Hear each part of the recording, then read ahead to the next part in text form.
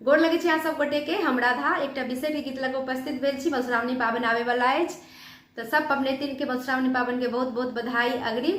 और अहाँ सब गोटे से एकटा निहोरा अछि जे हमर चैनल के सब्सक्राइब करी, लाइक करी, कमेंट करी आ गीत जरूर सुनी। माना सरोवर बिसहरि गेली नहाय, राम से हो देखी कनिया सुहबे रहली लो भाई। राम से हो देखी कनिया सुहबे रहली लो भाई। चलु चलु आहे माता को बार मोर, राम जाहि जूही फल लाए चरण पूजब तोर।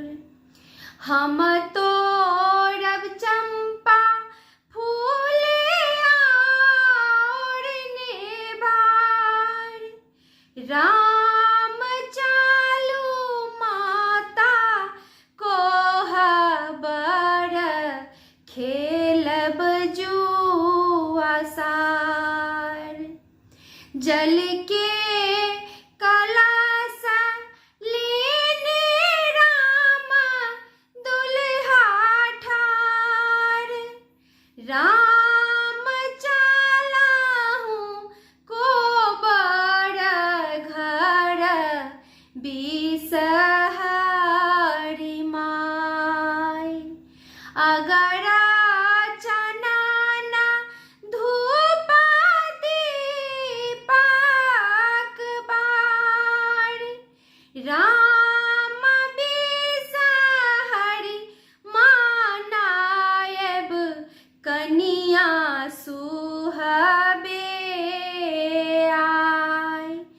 राम बिसहरि मानायब कनिया सुहबे आय।